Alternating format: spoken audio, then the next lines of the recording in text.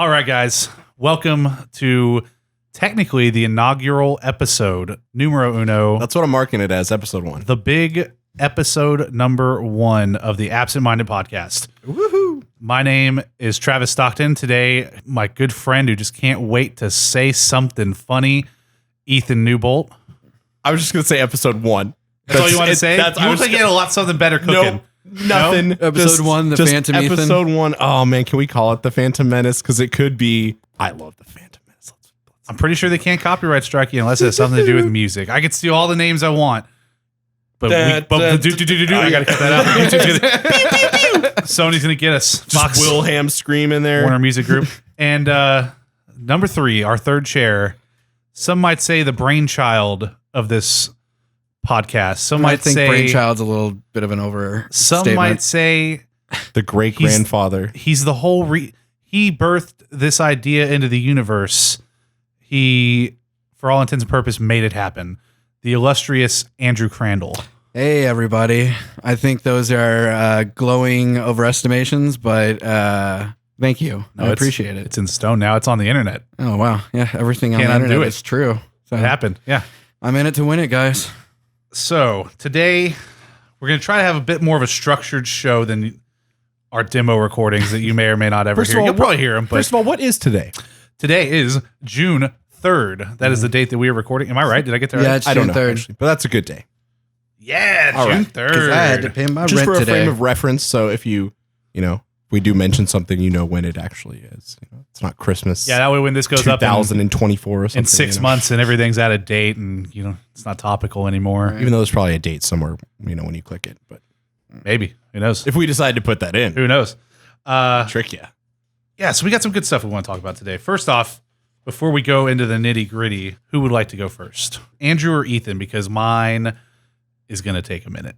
I'm going to give it to Ethan. You want to go? All right. Can I Yeah. go? Okay, cool. Yeah, go ahead. Do I'll your go. thing, man. I just have a little bit of some updates from this week of what happened. Maybe, yeah, we'll just kind of go a quick overview of some news, some quick topics, some stuff. Of course, E3 is coming up very shortly. We're all Exciting. excited about. I'm sure anybody that has ever had a controller in their hand is excited. It's a great time of year. It's the best time of year. Yeah, I don't think it's ever been a better time to be a gamer, in my opinion. I would agree. Yeah. Well, especially with all the, crossplay stuff that's coming out too. Finally. Never It's looked gonna- better, yeah. never played better. Yep. Every platform has a purpose. That's one thing I was talking Even about new with somebody. possible new platforms coming out. Yeah. I feel like we've moved more away from console wars into a time of slight Console peace. brothership. Slight console peace. harmony. Before Harmony, there you the go. That's the right inevitable storm of war again when the next generations come out. No, I don't know, because that's what I'm thinking is I was talking about this with somebody else, but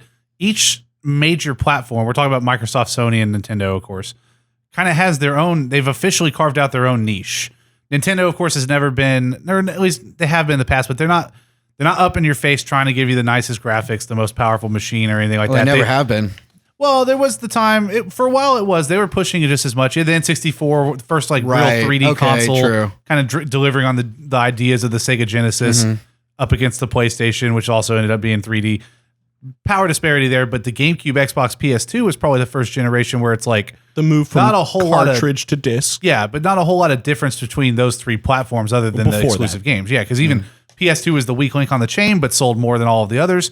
As far as the power of the hardware. power-wise? Okay, Yeah, I mean, thought yeah, GameCube I'm was not going to weaker argue. end. No, it was kind of in the middle. I don't know much about that. Yeah, it was definitely, they were about in the middle, and then Xbox had the fastest GPU and Yeah. CPU. But after that generation, Nintendo decided to go the route with the Wii, which was definitely not trying Revolutionary. not trying to be a PlayStation 3 or It was revolutionary. Xbox at the time. 360. I mean, you were hell bent to find one if you didn't have. Oh man, yeah, dude, those things sold like hotcakes. Before we get too far off of a tangent, like you got Xbox services, you got Nintendo portable hybrid, you got PlayStation, the next PlayStation probably being the just good exclusive content that you're not going to be able to find anywhere else with the highest fidelity graphics and all that good stuff. So there's a reason to have everything now. Like if you want your services, you don't want to spend $60 on every new game. You want Game Pass, you can get an Xbox. If you want the latest and greatest titles, grab the next PlayStation. If you need to take your video games with you, get a Switch. Get a Switch. Yeah. Just don't get Google switch Stadia. it up. There's no and get a Switch. no You don't Google have any, Stadia. You don't have But, any faith in Stadia? Not where we are, man. I told you I had to bring Oh, files yeah, over that's here true. Yeah. just to upload because it would have taken days to do it on my end. The internet's just not there yet for a lot of people. That's I mean, not, I might that's be able not to here run or it, there. but like I don't know. You Yeah. know. Some other news. Pokemon Sleep. I don't really know much about that, but I think Andrew might have a little bit something more on that. So for as far as I know, Pokemon Sleep is a new app. Is it? I think it's developed by Niantic. Probably. Yeah, developed by Niantic. I have no idea. I literally don't. I saw the name and I noped out immediately. It's gonna help you sleep. I don't even think I finished reading the headline. I know what I It's read it before what I it was is. born. It's I read- basically just a help. It's a sleep trapping app And by- sleep and tracking app. Sleep trapping. Sleep trapping, That's a new direction. and, Nintendo. and by sleeping, you basically acquire points of some sort. Yeah, and you use them to level up. I would assume a Pokemon in some I'd sort of assume probably variation Snorlax. in game. Just Snorlax? No, it's got to be something. That's all I need is to turn sleeping into another game. yeah. But I mean, okay. I mean, as a from what person I've that heard, has like people are saying that like trouble maybe sleeping. it's like you know how people like love Pokemon Let's Go because Yep, it's it's- gets people outside it active. did what it brought out to do: get people outside and yeah, walk. exactly. They like, have at minimum over 1 million people playing still. I think it's like 5 years more later. That's impressive. Has it really been 5 years? So been when more- I does think it's been more than Nintendo? No, because it didn't come out in 2014. It came out in 2016. I really can't remember. When will Nintendo let me not play Pokemon? Never. Never. So I got to get up. I Yeah. got to check Pokemon Go. I got to get going. We're going and we're Pokemaning. You don't even play Pokemon. And then as soon as you're done Pokemaning, well, now it's time to poke sleep. Exactly. They're controlling every part of your day. Can I then you not got to just get some have a Poke moment? breakfast. Poke lunch. Can I not Poke just have a dinner. poke Poke, moment don't to forget myself? to tell your kids Poke coitus. you love them. So yeah, new Pokemon thing coming out. There's also some Anthem and Apex news that we'll probably get to a little bit later. Nothing major, but What's the Apex news? I know about the Anthem. Well, the Anthem non-news. it's honestly they're a little relative. The decline in obviously the Anthem. the numbers are dropping Anthem off had and- a huge decline real quick because of how poorly just that whole thing Like was the handled. whole game was implemented. Yeah, Yeah, just the whole shebang was handled. And then Apex, it's just a lack of, as I agree with, there's just a lack of content. Yeah, they did say they were kind of buckling down and wanted to give season 2 They some had time a to huge brew. drop in both revenue from people using money to buy stuff with it, and then also just their player base. And I'm a huge numbers.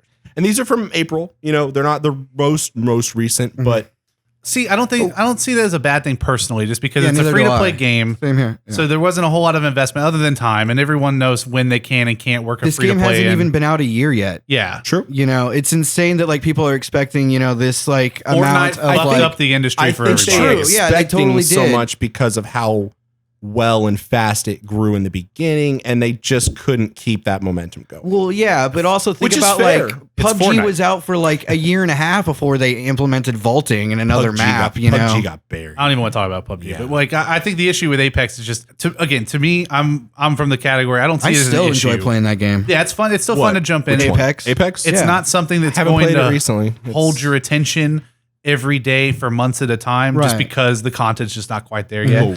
But they're clearly working on it. They don't necessarily owe you a certain amount of content right now because again, it was free to play.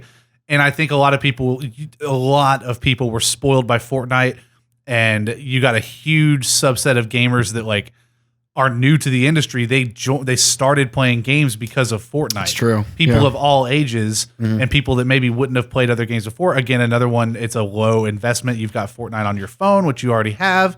You've got a toaster that presumably runs Fortnite, so it's easy to I get play it in. on my fridge. And they were just dumping content load by the load consistently since it came out to this day.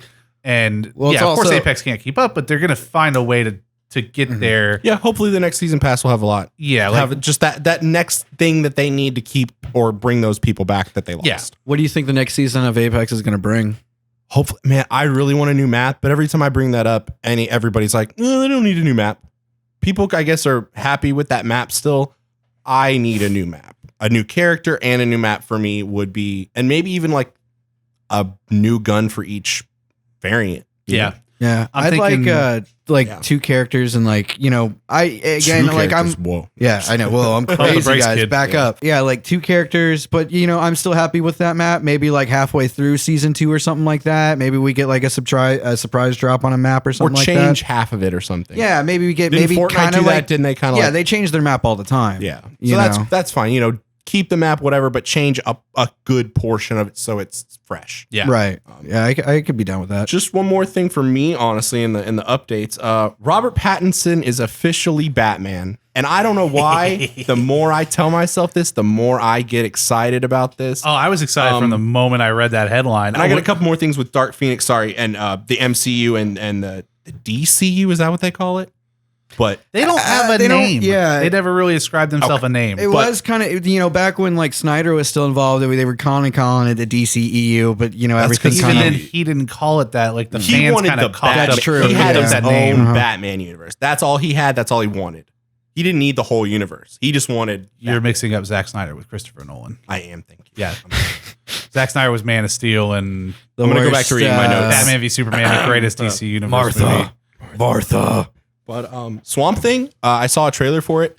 I just don't know care. Swamp Thing is a cult loved thing. There's a very niche following for Swamp Thing, so Yeah. hopefully they did it justice. But the trailer looks kind of terrifying. Yeah, I I, can't read the tell first if- episode was kind of slow and just super gross, but also I don't know.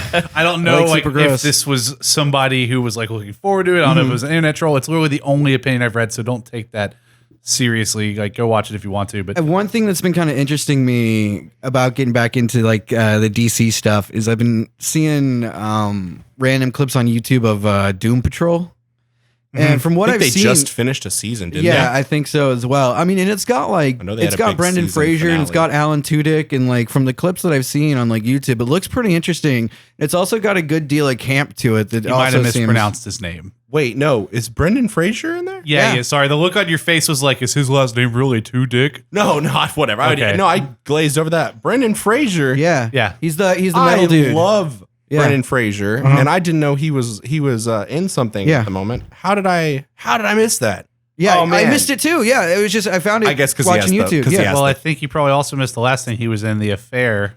That was like a 4-season show on Showtime. He was in Jesus. the last 2 of those. Yeah, I mean, I don't have Showtime though. That's I mean, if you that really makes cared sense. about our good friend Brendan, you could see what he was working. I'm happy he's doing something. You'll love him But so I mean, damn yeah, he much. did 4 seasons of this show called what? The Affairs? Is it like a lady show though? You know what I mean? no, it's I have totally no a dude idea. show. I think it's just a drama. It's just some drama on Showtime. I don't know. But is it a drama I'm gonna like? I have no idea. I've never watched it. Oh, I just know Brendan Fraser's in it. Either You love Brendan way, Fraser. I've been interested in More trying of a to check lover out of Doom Brendan Patrol. Fraser than me. Yeah, I would just wait, honestly, until maybe they all come out on Blu-ray one day, because I will tell you right now, this is a voice you can trust on this matter. The DC Universe service sucks ass. Wow. Really? Did not The know that. video quality is god awful. Is that for No Titans shit. too? I would assume. It's passable for I all have their no cartoons desire to and watch stuff, Titans at all. but yes, it's god awful for Titans. Any of the live action stuff, just the way the video is encoded, it's terrible. Ooh, It's very bad. that's bad. It's like Game of Thrones season 8, episode 3 bad, but all the time. It's just terrible. Don't subscribe to that service till they fucking fix their shit. Wait till it comes out on You Blu-ray heard or it here. something. Don't- Unless you're out of the country. Unless we Don't somehow see you. we have some listeners outside of the great US of A. I think these all of DCU's shows, at least I know for sure Titans and Doom Patrol. I'm not sure about Swamp Thing. Those are all on Netflix in other parts of the world. Oh, I was gonna Really? say, wow. Yeah. Okay. There's like a delay of a couple weeks before the episodes air. So you could like VPN it and like put yourself in another country. I mean, technically, but I think Netflix is pretty hard to use a VPN these days. Yeah, Really? yeah, let's not. You put just it- have to actually move to another country, watch Titans, be easier. move back. But anyway, so yeah, Robert Pattinson's Batman. I'm excited. That's what started gonna be this whole cool. thing. I- Sorry. I was kind of shitting on it at first. Like I remember I texted Travis about it, and he was just But when you like, break "Yeah, it I hope he down- makes it weird like Keaton." And ever since I've been thinking about it, I'm like, I hope he takes Yeah. it completely seriously and is the Bruce Wayne I know he is. Hey, you can be serious and weird. Keaton Yeah, was dude. super serious. There was just "Is like there a director couple of attached times. to it yet?" Yeah, Probably. Matt Reeves. He was always the director. He was the one because originally it was going to be written and directed by Ben Affleck. Then Matt Reeves picked it up. He's the guy that did the Planet of the Apes, the newer ones. Oh, those are actually good. Wow. They're very I like good. those. Gary Oldman. Yes. So yeah, a lot of good pedigree behind that. But he seems to be really into it. Like I said, he took over the writing and all that good stuff from Ben Affleck after he left the project. I think Robert Pattinson gets a bad rap for Twilight, and that's never going to go away. But I don't think it's fair because I think Kirsten Stewart was the problem in that. I think none of them were the problem. The source material was the problem. They're both great actors. That source material is what it was. You know what Kristen Stewart movie I really love? Adventureland. That's the only thing I love that movie. But I've seen Robert Pattinson.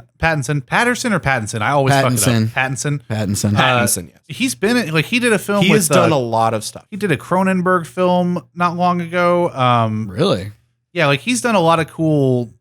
Really more artsy stuff. He has kind of a wider range. Yeah, big time. Yeah, he's ever since he got out of the Twilight stuff, he's done like some real good shit. I remember he was a movie called like Water for Elephants, which I know is based off of that one. Did he do any like theater acting or something like that? I kind of feel like he was on stage at some point. Or maybe I'm thinking of graduated at Oxford with honors. I could be thinking of really? What's Harry Potter's real IRL name? Daniel Radcliffe. Yeah. I might be thinking it. He was on a play where he fucked a horse. I thought he just showed his penis. He might have done both. Yeah, J.K. Rowling got her knickers in a twist over that one. Did she really? Not like in a bad way. Like she posted something like, she got her wand in a twist. Goodness, yeah, I can't picture you that way, blah, blah, blah. She was very turned on from the way it read. I've never seen my Harry Potter like this before. Sexually moved by the act. Yeah. So who knows if it involved a horse? Maybe she's into that. Yeah. So that's really about it for me on the updates. We'll have, some more news, weekly stuff. Nothing big, nothing major next week. Well, hold on. I wanted to bring up, what about Dark Phoenix needing a reshoot? Oh, sorry. Yeah, Dark Phoenix. I kind of mulled over that one because that's coming out soon. I glided over that because reshoots happen to every movie. So the article I specifically saw, and when I posted that was just that day of. And I just didn't know if we were having like a New Mutant situation. No, it specifically say they had to reshoot the whole entire ending because it was so similar to another superhero movie, X-Men 3. Fucking X-Men 3, yeah. But I didn't read the article because I was... The director of this one is Simon Kinberg, the same guy that wrote X-Men 3, which was a fucking terrible movie. But also... Did that have Phoenix in it also? Yeah, she was like the main villain, yeah. Yeah, this is a remake of that film, is like basically... Pretty much, yeah. At least they get like the more cosmic stuff from the trailers at least, but... We'll see. Like I said, I'm not going in with huge expectations. I don't think it'll be bad because all of the recent ones have been at like a certain level of good. Mm-hmm. But I'm just ready to rip the Band-Aid off, get it done. I have high hopes for Just put New Mutants on fucking Netflix or some shit. Don't even bother putting it in theaters, and let's just get the Marvel shit rolling, Oh, true. And along with like E3 news, we got a big Death Stranding trailer last week. Yep. Looks incredible. It was like 9 minutes long. 8 minutes, sorry. I have watched it no less than 5 times. It was a lot to take in. Every time you watch it, there's something else that you catch or see. Or I was just blown away by the motion capture. Looks great. Like looking at Mads Mikkelsen's Mads Mikkelsen. Listening to him talk in like the intro and the outro, I was just blown away by the face capture, the motion recognition of it. I dropped a link on Discord. I don't know if you guys happen to peruse it at all. It's probably a little too high level nerdy for you guys. Like I know it's definitely something that's like I'm more into it. Right. But it was like a Digital Foundry thing? No, so it was really cool. I didn't realize who wrote it until after I got to the end of it because I thought it was like an article and then I realized it's some website I hadn't heard of that like compiles tweets, like threads in like a more legible format. And the guy that wrote it was actually, I can't think of his name right now, but it was one of the lead artists, and I believe he's a graphic designer or something. I can't think of his title. Works for Insomniac Games, and he did this huge breakdown of like all the different technologies that they had to implement to do these things, and his guesses of like how they possibly could have gotten these things to run, because that whole trailer was running in real time on PlayStation 4 Pro hardware. No shit. So that was not like a rendered on a dev kit that we're gonna eventually polish up to there run. There was gameplay in that trailer too. Yeah, right? that was the real deal. That was not some still don't know what kind of game that is. Bullshit thing. Like with the whole thing with the ladder. What was that? Did you see the thing I posted in the Discord today? Maybe. It was Calvin and Hobbes inspired. No, not that. It's so man. Fucking funny. I'm gonna buy it on either a mug or a T-shirt. I'm not sure yet. You should totally get that on like a T-shirt. The guy, I found the source of it. It's a guy on Reddit named like Pure Tomato or something. I tweeted about it. I put because I found him as the source because I made it my Twitter banner. Right, I remember you told me. I tweeted him and like gave credit, and he was surprised how much it had blown up, and just dropped a link to like some website that does like here if you custom buy, t-shirts and stuff like that. Uh-huh. And oh man, I want like a heather green super soft shirt with that on there. I think that would look fucking awesome. Yeah. But I'm doing all this low carbon and shit. What happens if I lose 100 pounds in 6 months? Then the shirt doesn't fit anymore. Just get a new one. I might just get it on a coffee mug, but we'll see. Either way, I want to support. I totally want to support that guy. Yeah, right. And maybe I'll buy the one I'm going to wear now and the one I hope I can wear in the future. Dude, there you go. Motivation. That way I could. No, it's not as motivating as you think. I got all my sweet ass old shirts from the first time I lost all that weight, just sitting in a box, just crying out to be worn. Yeah. So but Dark Phoenix, out of them. What do you think it's going to be good? What do you guys think? It's going to be fine. I think it'll be suitable. I don't want to hype myself up. I want to be surprised. I want it to be as good as the only thing worth hyping yourself up for was MCU movies, and there's we only have Spider-Man left. Oh, Spider-Man Homecoming. That's soon. Far from home. Thank you. Sorry. Far from home. Yeah, when's the release date for Far From Home? July 7th. After my birthday? Is it really July 7th? Yes.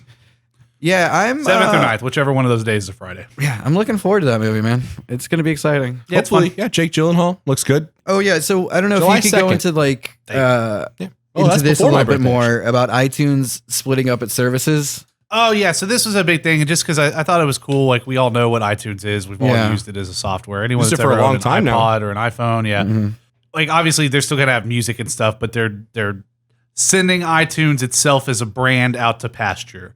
They're gonna have dedicated so they're just getting rid of the name of it. Yeah, so they're gonna have just music for TV. Some, because on my phone, 3 separate apps. iTunes hasn't. I mean, iTunes has just been like the store. Like the music app is just called music for a while now. Yeah. So I guess you won't see any more iTunes. That was their first like streaming music that they used. Yeah. Well, it wasn't streaming music. It was the first way to like buy music digitally. Scale buy digital music.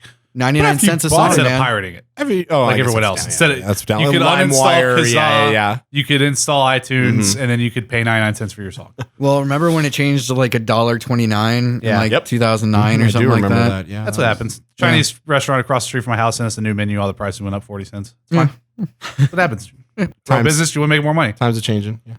But it's not a huge deal, but it's just something I thought was neat. Everyone knows what iTunes is. That's like I thought it was like neat a too. moment in time in history, and now it's just gonna have 3 little separate apps on your phone and something on your else computer. To be forgotten. Yep. Don't have to fucking install it anymore. Hopefully to get QuickTime, because for some reason we still need QuickTime on the computer every once in a while, and you have to get iTunes to get it now. You know, you can tell your grandkids about it. 40 years from now, and they won't believe you. Yeah, exactly. Bullshit, Grandpa. Shut up! I'm watching VR in my eyeballs. I don't care. So we saw.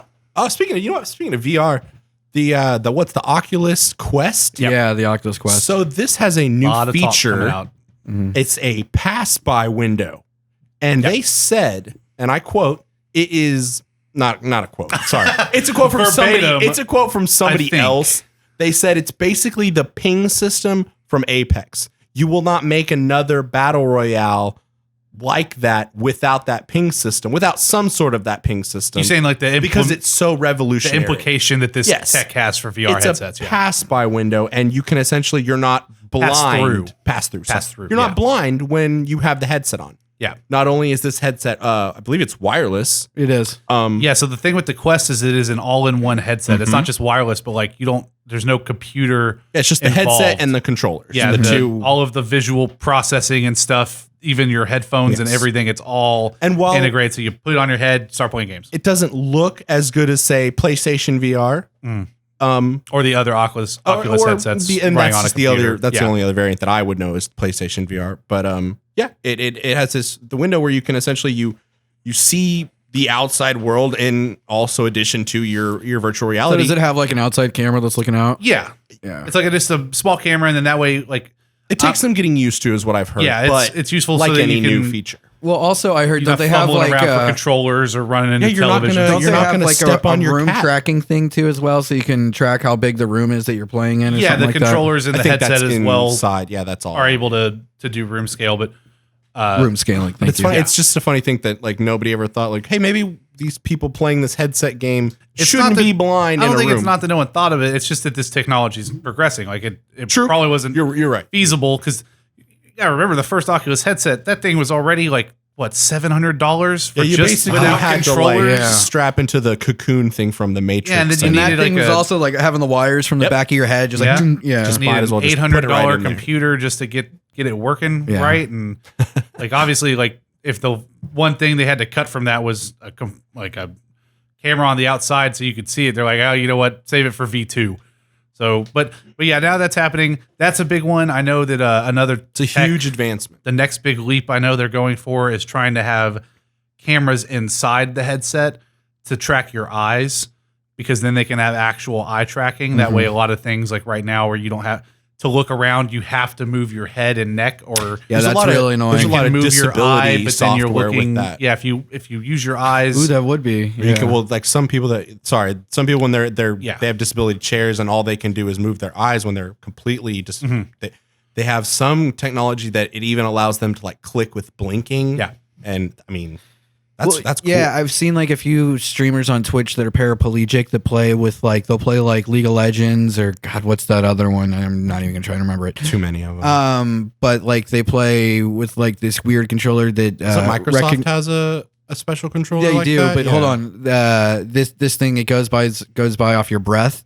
So you can Wow. so you can inhale and that's a click, exhale, double click, and you can program it so many different ways.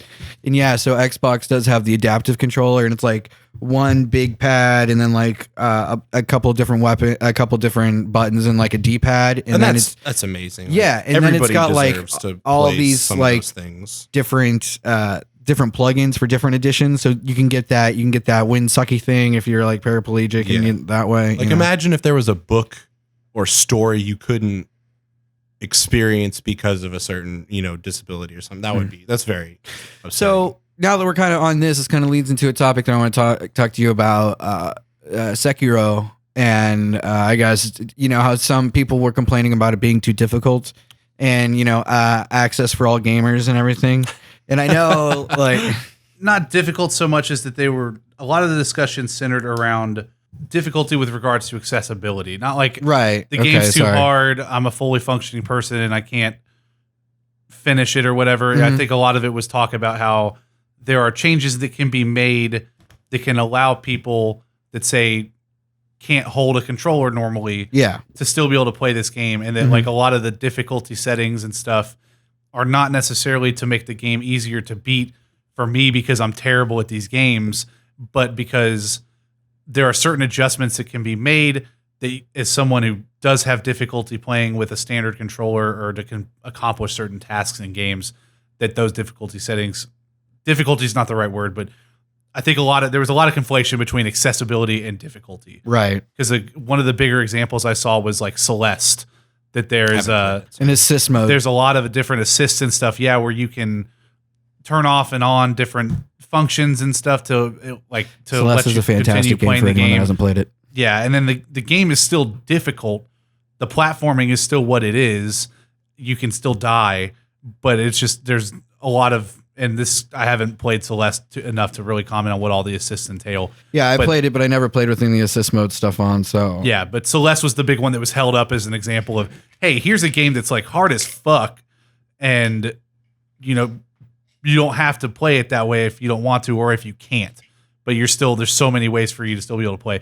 So I do think the argument for accessibility is important, and yeah, it's unfortunately one of those things where it's hard to communicate all those ideas in 140 characters on Twitter, and you got very combative people that everyone wants to fight and yeah. say you're wrong and I'm right and not listen to anything. So obviously you had a ton of people that were on the Mimi will just get good side, and then the other people that were way too far on the other side too, where it's like I should be able to press a button and it just show me the end cut scenes of the game. And like I think there's a middle ground in there somewhere for accessibility. Yeah. And that people are working towards all the time. I think there's been a lot of progress with it in the past few years. Well, yeah, especially with that, like Ethan was saying, like the adaptive controller for sure. Oh yeah, Microsoft made some huge strides with that. Dude, that's such a cool device. Oh, it's amazing. Absolutely. It's great how open it is too. I know that it's one of those a things lot of where, like configuration open. well, not even just that, but open as far as it being platform agnostic. Oh, So could you use it for your PlayStation? if a game was implemented to support it, or Right. on a system level, if Sony was able to go in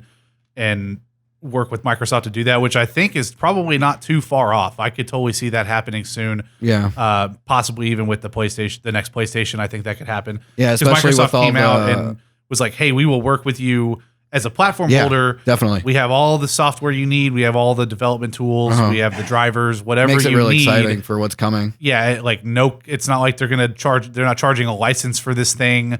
You don't have to have Xbox Live in your program just to use this controller. Like, they're trying to make it as open as possible. Right. I know a lot of it's already fully functional on computers, of course. Like, you can just yeah. play your Steam games with this thing and set it up however you want to. But I would love to see that, come into play and be working with like the Switch and the PS4. And it seems like that's on the table. Just might take a little time to be able to implement that and everything. But yeah, let's keep going with the Sekiro debate. How are you? I mean, tell us what you think about the game, Ethan. Honestly, that whole like too hard, too easy. I'll stay away from that argument. If I say anything about the game is too hard, the enemy tracking is just BS. That's the only complaint I have. It's just fucking jank. Is the enemy tracking. If there's one thing that game is slightly, I think, like what a little bit you mean just how the enemy follows you? Like, so a huge overhead attack at a certain point when an enemy, swings that sword down, in reality, he couldn't adjust to where, the direction is going. So if I sidestep to a certain point, he shouldn't be able to keep going with that sword. And maybe you could argue I sidestepped a little too late. Maybe you could. But I think we could all make that. So is this like argument. a hitbox issue or? No, it's literally just like, and then you said you goes sidestepped. over here. Okay. Yeah. That's just jank. Yeah. So the animation like, looks weird when it does it and stuff. Down, but he keeps like going to where I move. Gotcha. Yeah. So it's and people who play the game might know there might be a certain boss that has maybe gotten them a little too often when they thought, hey, I dodged that, or hey, I deflected that. Yeah, From Software is definitely highly revered, and I mean they essentially create a whole genre of games, and many people have tried to mimic a whole generation of gamers, basically. But I don't think anyone who's been playing these games as long as maybe someone like you have, or even people who played even further back to like Demon Souls and stuff, can't be honest and say there's still some jank in here. Like it's not always difficult because it's just purely a genius game it's design. It's like being a Bethesda fan. Yeah, it's got a whole nother jank factor to it. Well, I know, but still, it's jank. Magnitudes of but different. like, when I fight a big boss and then halfway through Metal Gear, another boss with twice the health jumps in, and it's like, oh, guess what? Now you have to fight both of us. That sucks. And yeah, like that one where it's like I think you're in that water kind of area where not even like you're in water, but it's like kind of a swampy marsh, and you like cut its head off and then it like reses again. Yeah, in Sekiro, that's like the undying, the dies twice kind of theme to the whole thing is. Yeah, there's a couple of bosses that transition from like, oh, you think you're done, and then it's like, no, you have a whole nother. It essentially turns a 3 phase into a 4 phase, or a 2 into another 2. Yeah. So it does that multiple times in the game, but there is a certain like, when you get to a point in the game, you just kind of get it.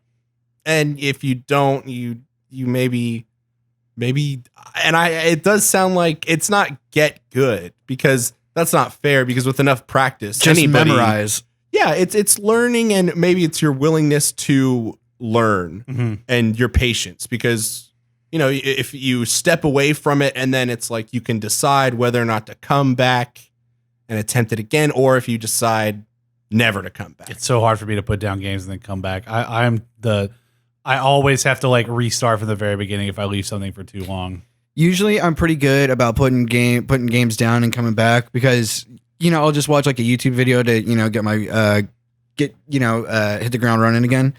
But right now, the one game that's just like daunting me, that's not the right word, but just like over. Monkey on your back. Yeah, a monkey on my back. What's the game? Yeah, Octopath Traveler. Ooh, that's a big one. Yeah, because RPGs are the definition of that. You boot it back up. Save file says you haven't played this in 172 days. You're like, I don't know what the fuck I was doing. No, but like I did I don't that know with who these people are. Dragon I'm Quest. Scared. But Dragon Quest does such a nice job of like reintroducing you back into the world. Like after Also, you've been you away don't for a have to while. know the story for a dragon. That's like a very skip the cutscenes kind of RPG.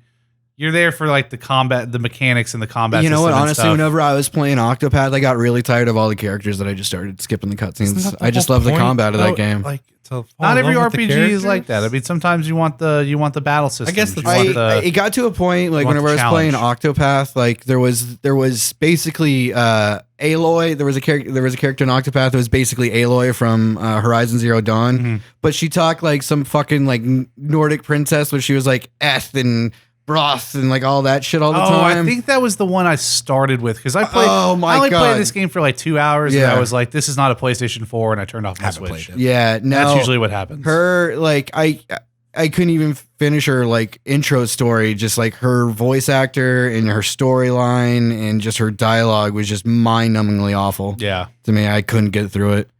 But yeah, it's just right now where I'm at in Octopath is like I'm stuck on a boss. I'm stuck on one of the character's bosses, and like I just don't know his weakness. I'm sure I could look it up on a YouTube video, but like anytime I try and go back to it and beat it myself, it just fucking murders me. yeah. And- Didn't it recently come out on PC? Yes. That one got ported. Mhm. Which also brings me into something I wanted to bring up real quick before we get into what is going to be the meat and potatoes of this bad boy. And we'll come back to Sekiro, Dark Souls, FromSoft. I want to keep hearing that's your that's thoughts like as you. The that's Chronicle, my bread and butter, people. Oh, yeah. You'll come to figure that out. So I could do weeks on this stuff. Yeah, I want to hear the rest of your Chronicles So and Sekiro. yeah, but go ahead, Trav. Just a quick little note that a lot of PS4 games are starting to come to PC. Some big ones. What you The talking about, biggest Travis? ones are going to be the games from Quantic Dream. So Heavy Rain, Beyond Two Souls, and Detroit Become Human. These were all big. Well, the first two were big PS3 games, have been recently remastered and ported onto PS4. Enjoy PC. But Detroit was the new one that they had just put out last year that was winning lots of awards, very critically acclaimed. I watched many Let's Plays. It was very fun. Yeah, I've played most of their games going back to like Fahrenheit on the PS2, and this is easily like their Indigo style Prophecy. of game perfected. Like Detroit is, if you are at all into like just gripping cinematic like single player experiences, obviously this is not one where you're gonna be If like you running love and gunning David and doing any Cage. shooting or RPGing and stuff. But if you want like to sit down and look at like play like a good story with some gameplay, there's still gameplay, and I don't want to imply that like it's a There's full-blown action, walking yeah. simulator or anything, but very good game. Now that's coming to PC. I think Heavy Rain is out now, and the other two are coming out in a few more months. They're getting a little spread out, but I just thought that was a big deal that those are coming to PC because those historically Quantic Dream has worked very closely with Sony. They have only really released their titles on PlayStation platforms. I remember Heavy Rain was a big deal for the PS3. Yeah, that's Yes, right. Because it was was. it a PS3 launch title? No, it was deep into PS3, but it was Okay. But it was it a was big one of them deal. where like in the first E3 showings of like revealing the PlayStation Oh no, 3. I remember. Yeah, watching. I think those that was one showings that and they had like everything. a quick little trailer. Uh-huh. But yeah, that's just a studio that's just historically always worked with Sony, and this is their first time that they're Branching out. have released something on another platform. And the fact that it's going on PC definitely hints that maybe the next thing that they do might be a cross-platform game next generation. Yeah, that'd be interesting. So that was just one that I thought was kind of important for the industry. It's Anytime sharing happens like that, it's a big deal, I think. yeah, but it's actually one where I kind of feel the other way about it, where that's a studio I really feel like Sony should have bought.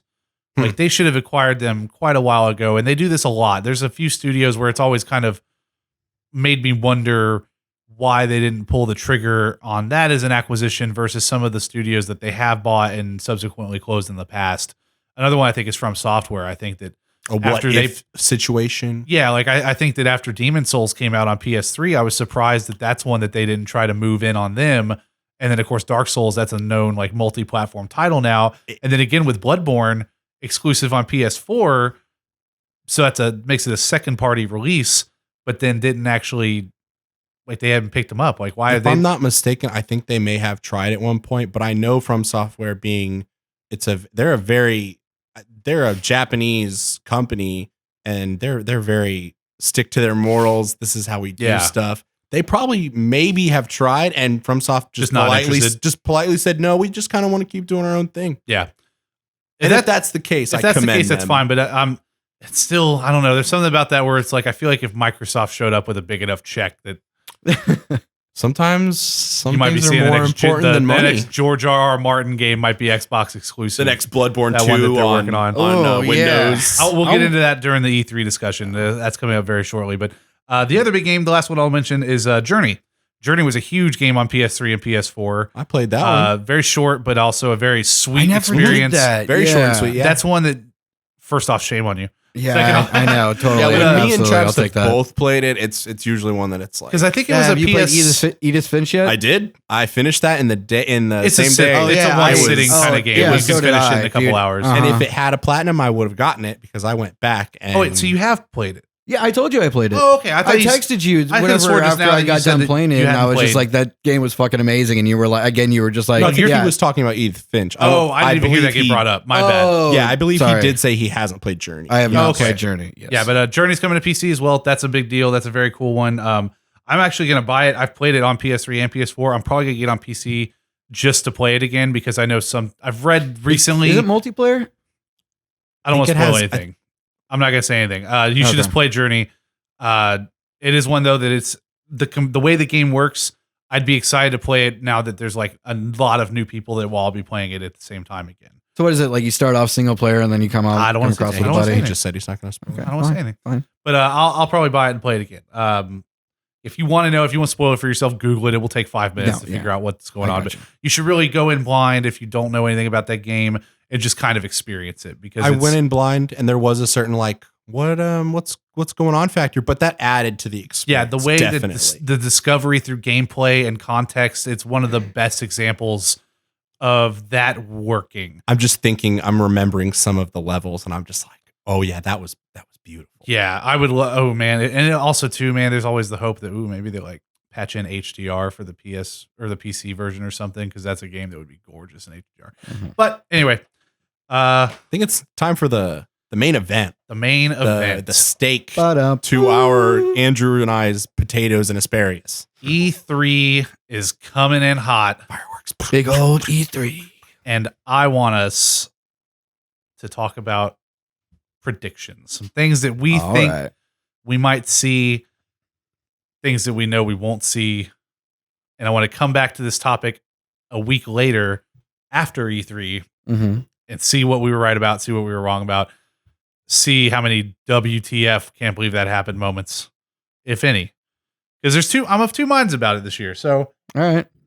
If I recall, Sony or someone is not having a, Sony is not at E3 at all. Mhm. but to my delight, Square Enix is, They and they one have they've a had one the last 2 years. yeah, they've had their own they're conference. like they're kind of my This is one where substitute for it Sony. looks like they got some real shit to talk about. Who? Square. There's Oh. a lot. in Well, the for me, cards that especially could be lined up. Shadow- let's talk about Shadowbringers that. comes out. For Yeah, 14, there will be some Final Fantasy 14 talk for Um, sure. also 7, hopefully. So let's- Some 7 new- Yeah, too. let's I- start I- with jump- Square. let's just Let's start jump with in. Square Enix. Yeah. So I expect to see like definitely something new from 7, maybe an Maybe a new announcement video. for like the first maybe date. a release date. Yeah, Yeah. for the first episode. I'm expecting a release date for sure. I think Mhm. it's definitely time for that. We heard that we would be getting a lot more information at E3 with the last trailer. Mhm. I think they've settled on a release date. I think development's going smoothly. Is it still episodic? Yes. They did confirm it's still episodic. We don't How know if it's long- still 3 episodes. I believe that was the original. Was it really 3? I think So, like, originally the original, they said so it was like the gonna be original 3. discs.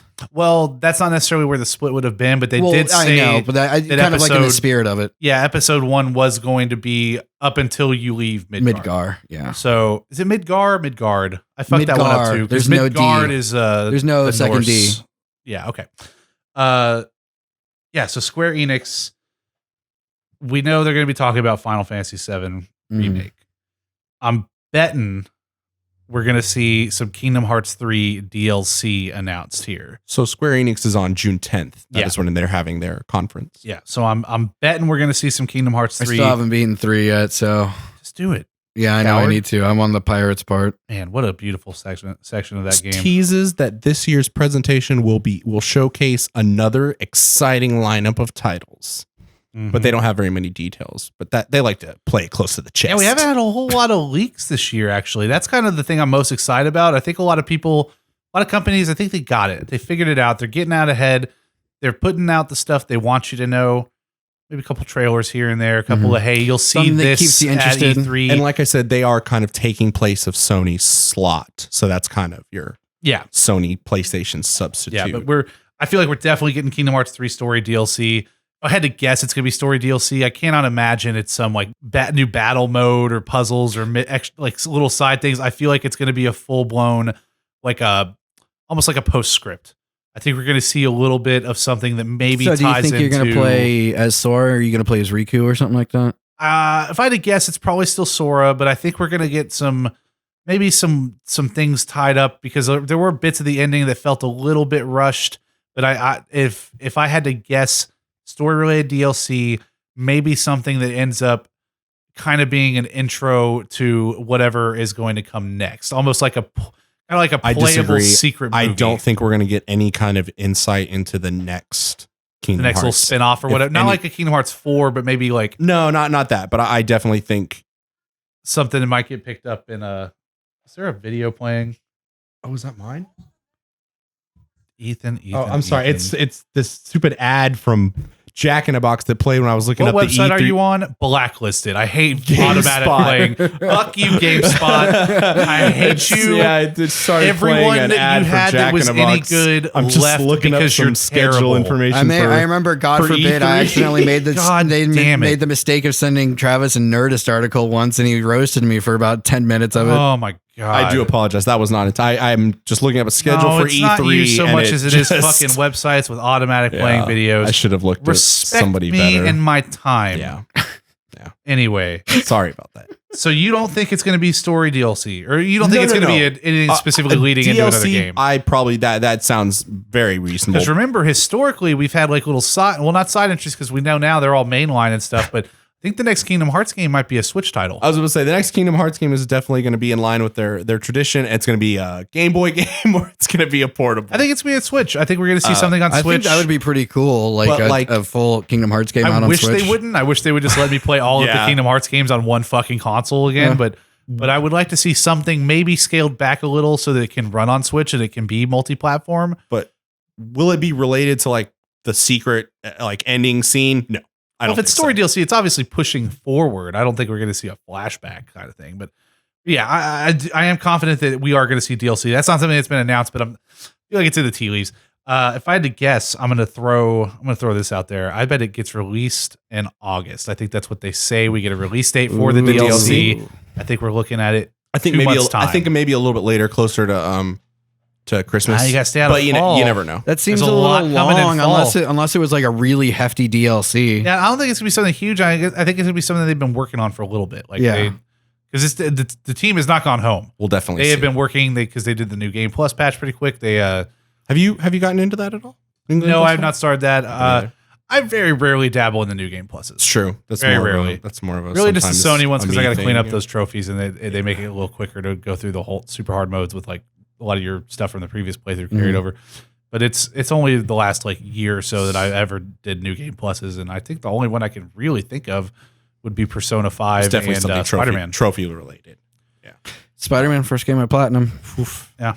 Bloodborne over here. So more for Square Enix. I think this is the big one for me. Crystal Dynamics. Final Fantasy 16 gets announced. No I think way. we get a CGI story trailer. Is this something you saw, or is this a prediction? No, this is a prediction. This has not in any way been revealed. I think the show opens with Final Fantasy 7 Remake. I agree. I think we get some other things Andrew. in the middle. Actually, hold on. It's not going to open. I forgot. They are going to be talking about the Avengers game.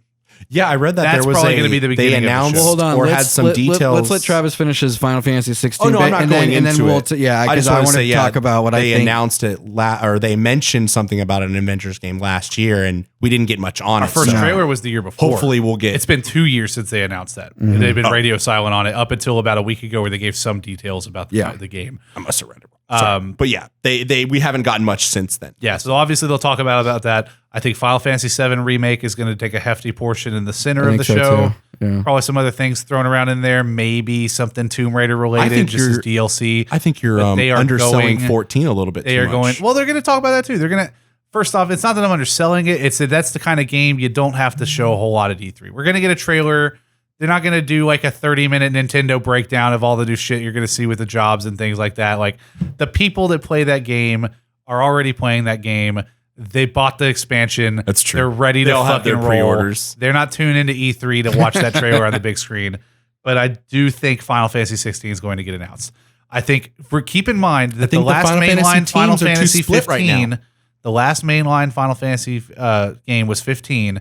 That was announced in the PS3 era. It's true. That's how long it's been technically since we had an announcement of a mainline Final Fantasy 15 game. How long did we have to wait for it to come out?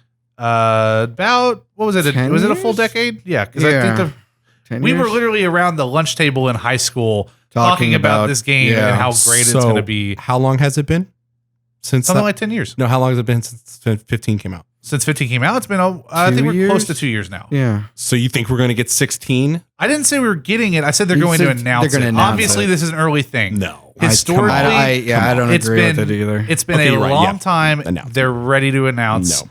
I don't think it's going to be something super great. It's going to be Final Fantasy. It's going to be like weird ships and stuff. You're not going to understand what the fuck's going on. You're going to see a couple Spiky main hairs. characters, It's very- you and think then it's you're gonna going be to very hear the vague. crystal, and then Final Fantasy 16 on the screen. It's like when and the it's whole like, fucking crowd's going to light the fuck up, and then that's going to be the end of that show. I know there But was some I think we stuff. see that. It's with like the- when Bethesda announced the new Elder Scrolls at Game Awards this Oh, year. we're gonna get more than that. No, we're gonna get more than some mountains with the title over it. That's I'm saying full. This is my Gatorade get hype moment that I'm taking from Tim Geddes right now. That's what I'm calling this. That's what I'm feeling. We're getting a Final Fantasy 16. I don't see it. It's time. but- We Nope. know that they've been working on it for quite some time.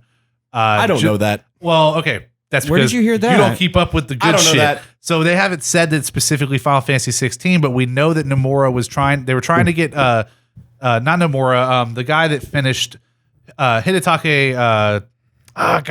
The guy that finished Final Fantasy 15 essentially that Okay. they brought on after Tetsuya Nomura left the project. Right. And he recently left Square Enix, presumably and that was why the Final Fantasy 15, those last few DLC episodes got canceled. Yeah, because he Because left. he was going to direct them and he left, and they were like, well, let's pump the brakes on that because we're going to start working on Hajime 16. Tabata? Tabata? Yes, Tabata-san. Haha. Yeah, so he Sorry left if the I company, but butchered it was that. clear that they were trying to pull him onto this project. So that means that they are already doing some concept art. They're doing the pre-production and stuff like that. Final Fantasy is like such a big deal for Square. Oh, yeah. And the fact that they were able to rein everything in with 15, put out a product that sold quite well and made them a lot of money. I think they're ready to start building up, especially now that like Kingdom Hearts 3 is out. That's off the slate. Final Fantasy 7 Remake is clearly coming along well enough that I think we're going to get a release date announced soon for episode 1. And I just have a question about that. There was like some weird shifting around with the development team with 17, right? So they did some weird stuff with that. So don't originally, wanna get too into it. CyberConnect 2, the people that made 17, those do you mean Naruto games 16 we or- like so much. 7. Okay. CyberConnect 2 are the guys that made like the Naruto Ultimate Ninja Storm games and the Dot Hack series on PS2. They were Hack- originally Interesting concept. brought in to work on Final Fantasy 7 Remake alongside Square. And essentially a lot of what they did ended up being rebooted from what I understand. I think they probably kept a lot of the art assets and everything. But now it's solely with Square. Now it's again. solely being done internally by, I Oh, believe, Business okay. Division 3. Because 2, I think 2 might be the ones that are getting put on to what I think is going to be Final Fantasy 16. I know you're nodding your head. I believe those I feel it in development my teams for dick. Final Fantasy, now that they have 7 back, are 2 split between 14 and First off, 7 14 has remix. its own That's dedicated true. team. Yes. They don't pull any resources from the other studios. Yoshi P and his team are Yeah. Yoshi P, the separate. If I recall correct, which studio is doing 14? Do they have their own? Is it a business division or is it their own like named team or something? I want to say it's literally like the Final 14 development team now. Okay, like so- that's. But I'm not 100% sure. I just know Yoshi P is usually at the top, and then he has that the other person that's like the one that came in and saved it. And Yeah. So Business That- Division 2 nice. is working on Final Fantasy 7. If Final Fantasy 14 has its own team, then one of these other divisions is freed up to be working on the next big thing from them. In theory. Octopath is out and done. That was like, I mean, that's already finished. There might be some smaller team working on DLC for that or something, especially now that it's on PC. But there is a lot of people that are working on something big, and that's exactly what You're I probably think right. it is. I just don't think it's time yet. I do, but I'm ready. But that's the exciting thing. ready. That's the exciting thing about E3. They got to start making You money. never know what's going to come out. So much technology and R&D went into making Final Fantasy 15. They are ready to start cranking out more projects with this engine. Like all that tech is good to go. It's one of the first major engines they've had that scales up to work on PC. It's already multi-platform between PlayStation and Xbox. You've got next generation consoles coming. I think we're going to see a coming to next gen systems CGI trailer of what they think that Final Fantasy 16 is going to look like. We'll see. They did say that PS5 was 2020 or 2021 at the minimum. Or no, it's fall 2020 is where these both Xbox and PlayStation are coming. Absolutely. Everyone's rumor milling and stuff, but 2021's too late. I guarantee it. Jason Schreier's been talking about this a lot lately. Absolutely, we're getting next gen consoles. I'd say at the latest fall 2020. I wrote this down, but I don't know where the person I wrote it down from got their information. That's reliable. So I'm not going to say. I know what AMD has been talking about because they're the people they've been talking to their financial divisions their like stockholders and stuff. They've been on like CNN Money talking about next generation consoles. If I do remember, this was from when they released that most recent stuff on the PS5, though. But again, Wired article did not talk anything about a release date, and they definitely didn't say 2021. I don't think this was from Wired. Wired is the only article about the PlayStation 5 of any relevance that's come out recently. And I don't know. That was the big info drop where they were talking with Mark Cerny and the behind closed doors showing off of that tech and everything. 2020 still sounds soon to me, though. No, I think 2020 sounds right because with the test demo PlayStation that 4 we came saw out in with the November PS5 2013. and how good that 2020 looks will already. be 7 years. Sounds too soon. That's an average length for a console generation. That's just because I just recently bought a Pro. Yeah, exactly. I still want a couple more years out. You're not talking from me. So I'm biased. You're not talking about me or from me like bleeding edge, ready for the new shit. But You're talking already from I don't want my said Pro you to weren't be out going to of buy date. the PS5 when it drops. That's not what I said. I said as soon as they announced that it was backwards compatible with PS4, I'm pre-ordering the second those fucking links go up. I was waiting to see if it was going to be backwards compatible, and since my whole PlayStation 4 library will work on that console day one, you bet. fuck my ass. I'm buying that thing the second I can. Absolutely. No, my biggest questions were if it was going to work with the PS4 games, because that's why I didn't buy a PS4 day one, because I was still using my PS3 and I had a library of games I wanted to play. Let's not get into Travis's PS3. Yeah, we covered the history already. Go listen to that episode when that's finally up. But no, PS5 day one, I'm getting that shit. Anyway, E3 predictions. Yeah. Going down. You knocked out Square Enix. Well, do we want to go by the list of the schedule? I'm kind of bouncing around. Okay. Because a lot of this is the stuff I'm bringing up, and then we'll keep going. What about the Crystal Dynamics Avengers game? What do you think that's going to be? I don't care, honestly. Really? The more that we're hearing, because we've already heard some stuff about it. They've released little blurbs about it. It being 4-player co-op and stuff. I think it's going to be games as a service trash. Do you really? I'm not looking forward to it at all. I think this is going to be a nickel and diamond thing. It's going to be drop in, drop out co-op. I don't think it's going to have like a great story. It's not going to tie into Spider-Man. It's going to be its own separate thing. I'm almost expecting like maybe just a higher end version of the fucking whatever the one that's come Ultimate Alliance. It's coming to Switch. That third one, I think it's going to be that, but more of a focus on just the core Avengers. I'm not excited. Yeah, I think it's just going to focus on the main. I think it's just going to focus on Hulk, Iron Man, or Smash. Captain America. It's going to be the MCU Avengers. It's going to be that team probably, but it's not going to be tied into the movies. I don't think it's going to. It's going to be its own separate thing. Yeah, you can jump in. I don't have good vibes coming from this, from the little bits that I've heard. Because it doesn't seem like it's going to be much different than Ultimate Alliance, other than the fact that you're only going to be able to play as those 4 characters. Yeah, but we'll see. That's going to be, again, I think that's what they're going to open the show with because they've been very quiet about what it is. I'd love to be proven wrong. Okay. Now, Microsoft for me is probably the most interesting of all of the shows. They have a platform now to really do some wild shit leading into this next generation of hardware. With Sony not being there, everyone's eyes are on Microsoft. What's Microsoft doing? Have these studios you acquired started to bear fruit yet? I think yes. I think we're going to start seeing at least a few new IP from them. From some of the, I think we're going to see what Ninja Theory is working on. I think we're going to maybe see I'm drawing a blank on the other two big studios, but I think we're going to see some new IP from them. Obviously, a big focus on Gears 5. We're going to see a lot of new stuff from that. Halo Infinite will be there. Yeah. I'm hoping for something real this time, because before what we got was just like kind of like a hey, here's what the technology's looking like so far. I think this is going to be a bigger, hopefully a story trailer. Not expecting too much gameplay, but I could be wrong. I think Microsoft's going to pull out all the stops. So Microsoft's on Sunday. 2-hour-long show. Sunday's there. June 9th is when they're doing their big thing. Yeah, they took Sony's spot. It says not Sony's spot. Phil Spencer plans for the company to go big. Yeah, it's my biggest one. Well, not biggest one, but let's start here. This time we're going to go a little more in order. If you guys want to follow along on your notes. Are we moving into your? These are your really. These are the real predictions. Yeah, we already know what Travis wrote. We know down. Microsoft's going to go hard.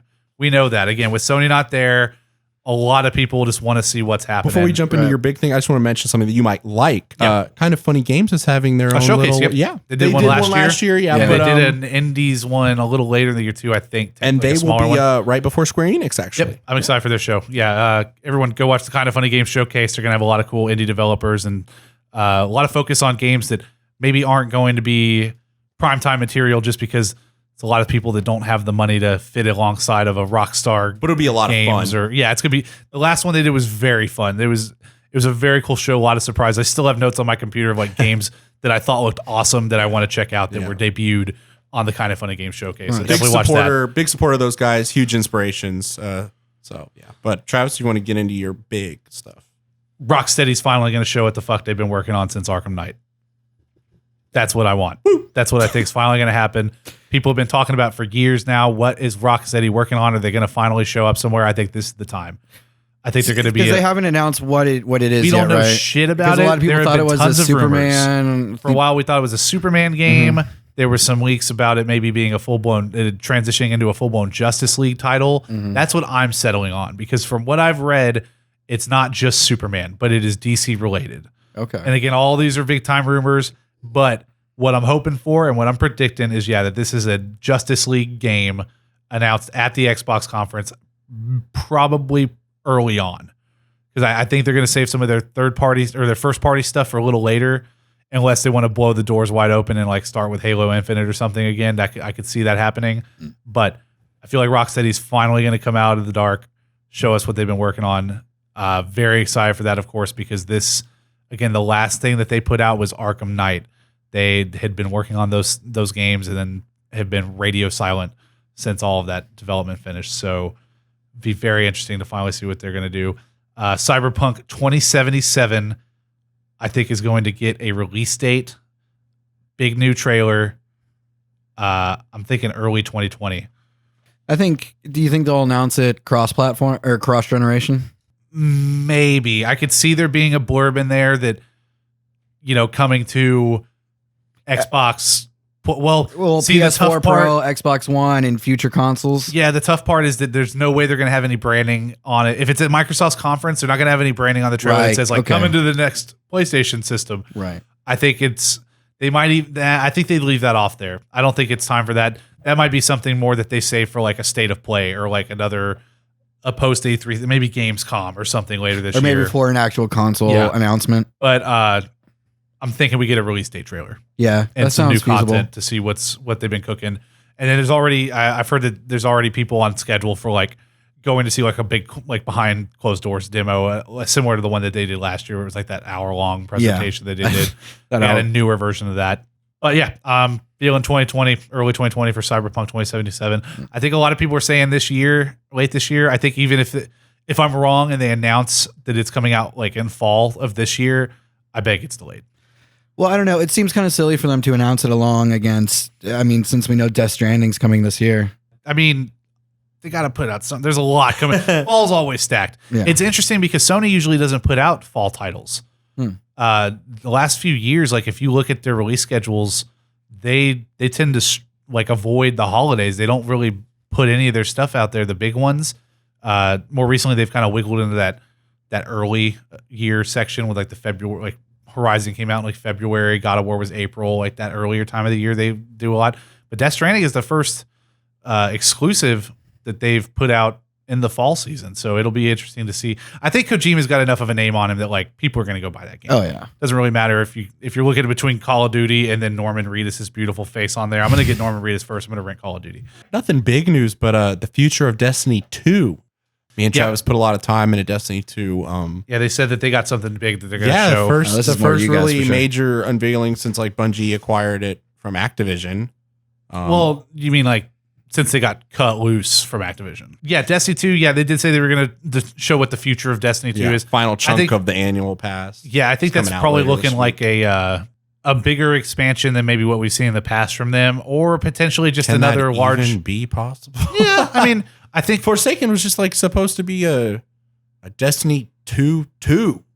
You know? Well, yeah, it righted the track, kind of like the Taken King did with the first Destiny. Yeah. I mean, and it did do that for a little while. I think it'll be something along that size instead of like a smaller Rise of Iron type expansion. Yeah. And I think they're probably going to stick with the annual pass model. I think that was really successful for them. Apparently, the community loved it. The smaller content drops in between, all the new game modes and stuff. It seems like they've gotten their niche back as far as having that really dedicated community, and that which is what you need in a live game like this, while still looking enticing to new players, because it's like, okay, if you were worried you weren't going to have enough to do, that worry is long gone. You are going to have plenty of time to waste in this game, and you'll be able to look forward to awesome content, because I think the live team has really hit their stride. That's been the issue with Destiny 2's Bungie teams, is that the people that are working on the base game that you get in the store, and then the people that are doing all the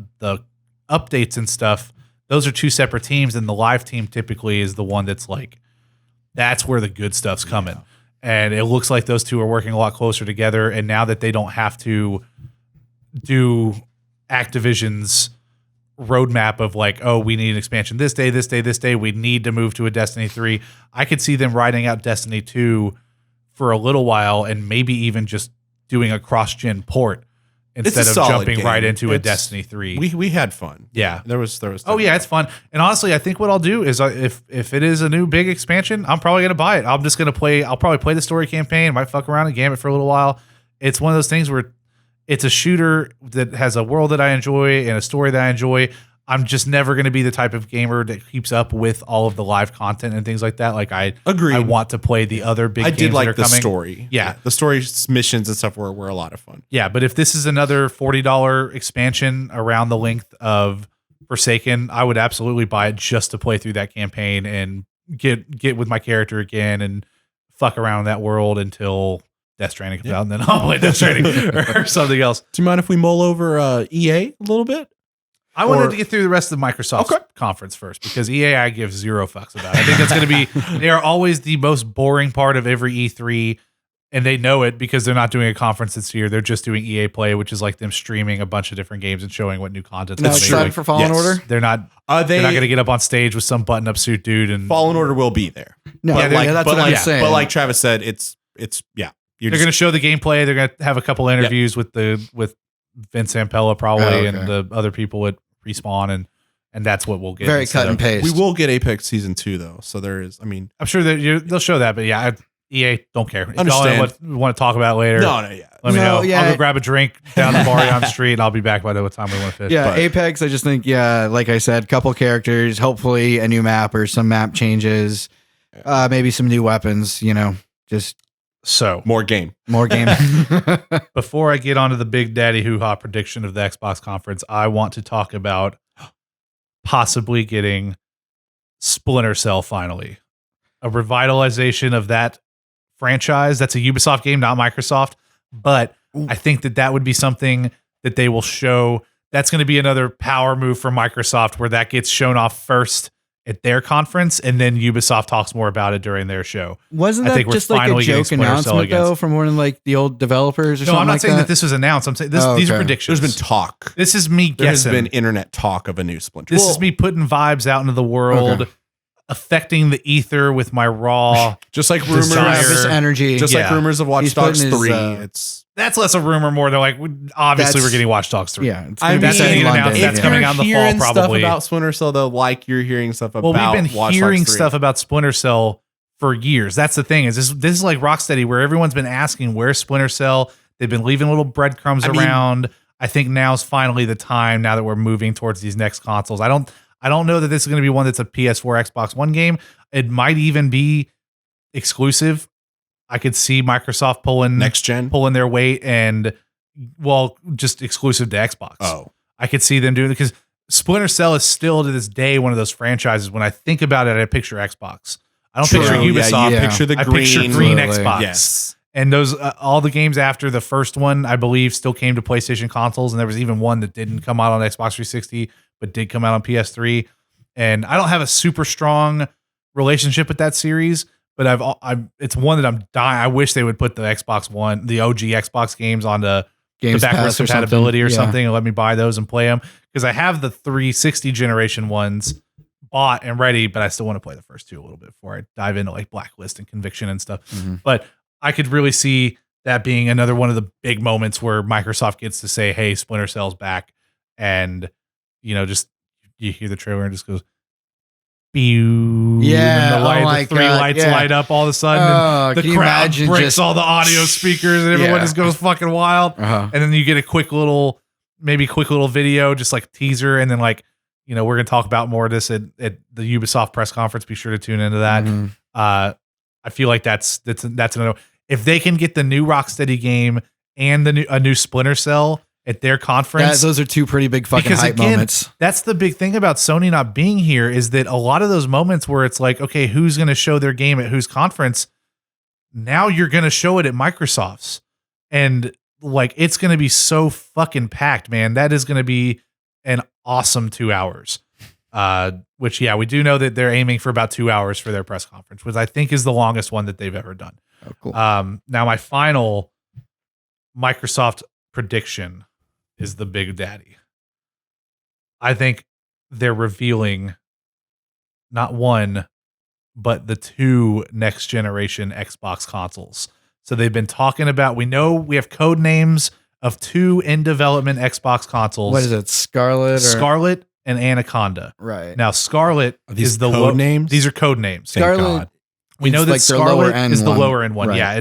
Not streaming only. It's still, from what I gonna have a understand, disk drive. it's going to be a bit more powerful than the Xbox One X. Okay. Kind of like an updated version of that, maybe a little bit stronger power profile. Mhm.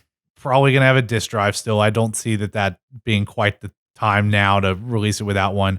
This is not the Xbox SAD, the all digital edition or whatever. It's my guess.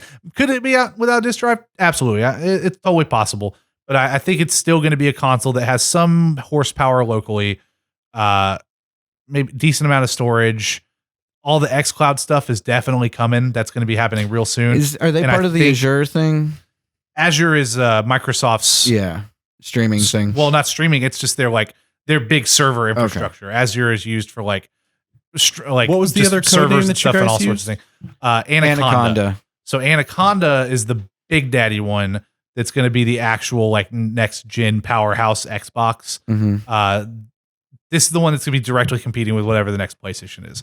I think the way it's going to work is that the xCloud streaming that they're working on, all these games are going to be cross-gen, I think, for a while.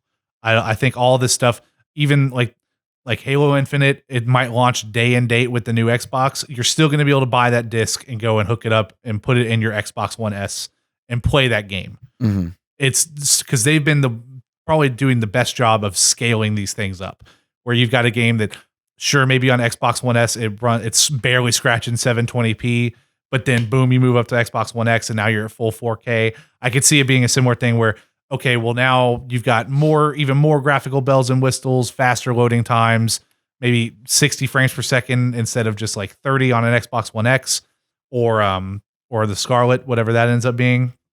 And then The Lockhart. if you want to, instead of buying the game physically or digitally and playing it on your Scarlet, The Lockhart. you get it. Oh, wait.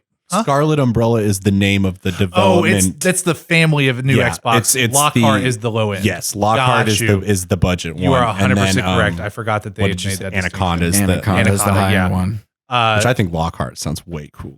I think what you'll be able to do is use their streaming service if your internet is fast enough, that like to basically be like, okay, well, I want to play Halo Infinite in this like awesome 4K 60 hertz max graphics settings, but because I have the TV to support it and I have the internet connection to support it, let me stream that version instead. So then the version that's streaming to your console, the Lockhart, thank you, Ethan, is still a streaming video, but it looks better than what the console itself might be able to play. And I don't think, because I think xCloud is going to basically take over what would have usually, like this thing's still going to play native Xbox games. It's still going to work the same way as if like, if I walked into the store, bought this game, want to play that version. But the super high end, basically you can still get the ultra high end experience without buying the ultra high end box. Because if your internet supports it, then you can just stream the higher quality version instead of having to have a $600 console. You can maybe have the one that was like $350. And they're trying to eliminate the disk drive, and they think that's going to alleviate that price. I'd still be surprised if they had to limit. Well, because the disk drive's not the part that is expensive. These days. That's what they say, that they're getting rid of the disk drive to try to alleviate the price of the. They say that it might help. I'm sorry. Well, who's saying that? Is it the person who wrote the article? I already deleted it because it was playing that video. That wasn't a quote from Microsoft, though, right? No, Okay. I don't believe so. No. People like to overestimate how much the disk drive costs. The disk drive costs about $5 to manufacture. That's not I don't manufacture disk drives. If you want proof of that, the Xbox One S All Digital Edition that recently came out cost the same as a normal Xbox One S. All they did was they packed in a couple of extra months of Game Pass and Xbox Live, but the sticker price didn't change because taking out the disc it's not because of a cost reduction. What it does is it locks you into Microsoft services. And that can be good or bad depending on the way you look at it. When you don't have a disc drive, that means you have to go to the Xbox store to buy your game digitally. It means maybe I don't want to spend $40 on this game because this game is also on Game Pass and I can get Game Pass for $60 for a year. So the cost isn't changing, but what is changing is your commitment to the service. You can't go to Redbox and rent the game for $7 for 3 days. You got to go through them, give them your tenner to get it on Game Pass or whatever. And once you're in those services and you've had them for a while, I love Game Pass. Yeah, I think it's a great deal. I hardly even play my Xbox right now just because I've been back into my PS4 so much lately. But it's an incredible service. It's a very great deal. The old Wolfenstein. Yeah, like there's so much stuff on there. And not to mention they go as far back as Xbox 360. You got EA Access on there. That was how I replayed the Mass Effect games. So their way they're handling services, maybe they take a few bucks off because there's no disc drive. But I don't know. In the end, you're not really saving any money. I think that has to day do, one. You're going to subscribe to all this stuff. That comes into play with like shipping and manufacturing and just all that stuff combined might make it cheaper. They save a couple bucks. Drive. I'm not sure. They save a couple bucks. I'm not saying there's not. I'm not at home manufacturing disc drives. Yeah, I'm not saying that they're not saving any money. It's homemade disc drives. Do your homework. Figure it out. How much does a disc drive cost, and then send us an email. Basically, if you think that this box would be say $300 and they took out the disc drive and now it's going to be $225 or something, $250, it's not that big of a difference. I don't know. There's still a lot of tech in there. The expensive shit is that motherboard. It's the all-in-one CPU, GPU. It's the cooling system. It's the shoving it all into a box that you can hold in the palm of your hand. Like that's the expensive shit. But yeah, so I think there will be two Xboxes right off the bat. I don't think this is something where they're going to announce one now and then one later. I think they're going to show both. I think we're going to give people options. Yeah. I think we aren't going to get a release window. I don't think they're going to talk price quite yet. They're going to show them off and really clarify what the point of these two devices are. Specs, absolutely, because that was the big thing is that Sony got out ahead of them and did that Wired article with Mark Cerny to kind of start talking about, hey, we're looking at proprietary SSDs. Look at me. Look how fast the Spider-Man game boots up on this thing. Look how fast you can move through it. Then right away they started name dropping things like ray tracing. Like they wanted to get out in front and be like, hey, we got shit cooking too. And then Microsoft's going to have to come out now and say, name drop. Here's what's different about what you've heard about the other products that are coming. Here's why this device might be right for you. And here's why this device might be right for you. Here's why you don't even need them. You can keep your Xbox One S and still play every game that we've got on the show floor today. Maybe a partnership too, where they talk about that new Rocksteady game that's going to be next gen is also going to be on xCloud. And without buying a new device, the crazy stuff you saw on screen just now, you're going to be able to play it on your Xbox One S. That's the messaging you're going to get. But that here's the reason you might be interested in these new boxes. I think they talk about both of those. Now, is it totally possible that we get a date? Is it possible we get a price? Is it $500? Is it coming out this year? No, not this year. No way in hell they're coming out in 2019. But is it possible? Now, actually, no, the way you say it, could Lockhart be a fall 2019 device?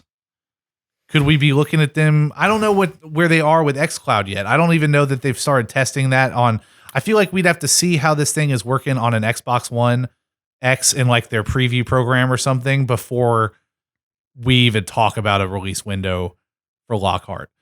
But if they were really going to do it, I think earliest is spring 2020, just to get ahead of PlayStation. But at the same time, that fucked them with the Xbox 360. I think maybe they're smart enough to like wait.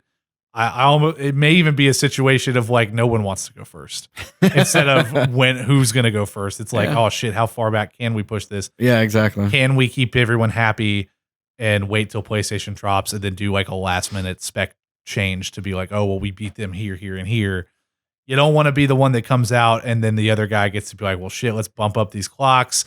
Let's double the hard drive size. Let's be competitive on their price. Let's eat some money for a little bit to get people buying our box instead of theirs. It could go either way, but that's my final Xbox prediction. I've got a couple here for Ubisoft, but let me hear from you guys. I've been talking for a while. What are you guys feeling about E3? What are y'all's predictions? I don't want to hear anything about EA. Skip to EA. We know Star Wars is coming. We know they got. That's what I was going to bring up with Star Wars. Yeah. Maybe we get a Sims 5 thing. Maybe there's a tease there somewhere.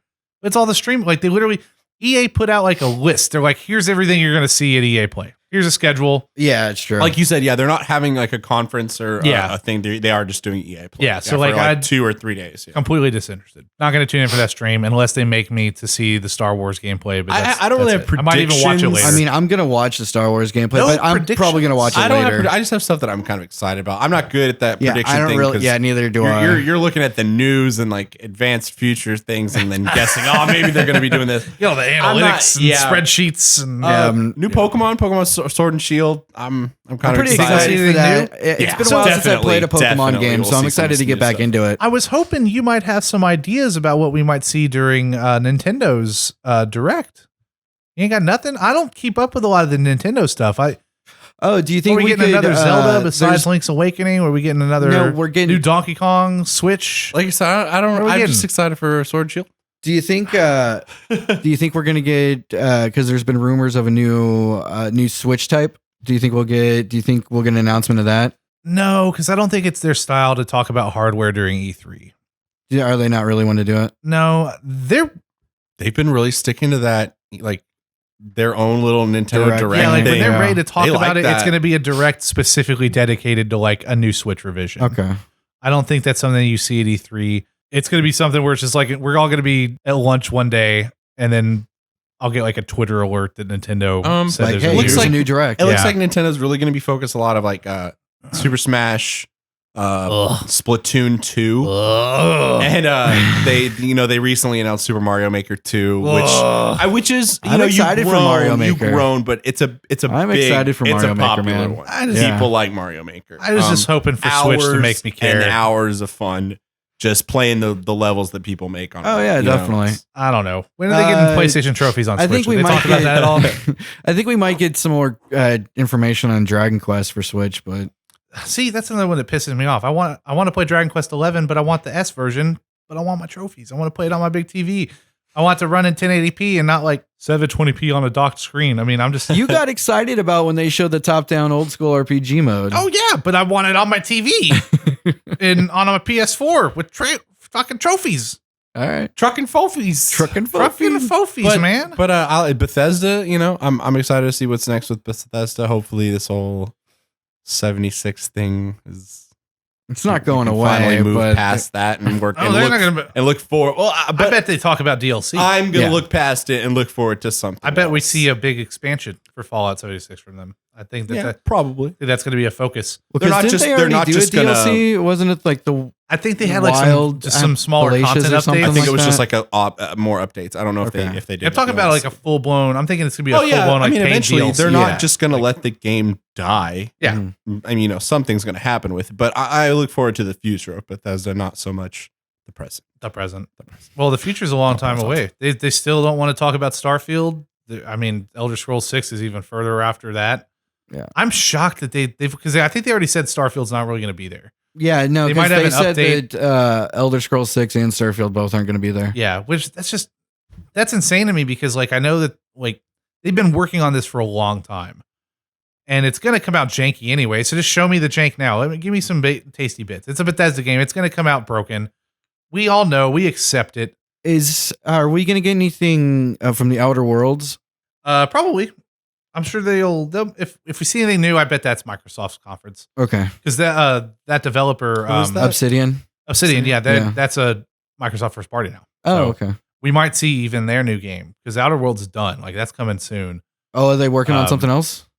Oh yeah, absolutely. I mean, they got bought up by Microsoft for their next project. You know what I kind of am thinking?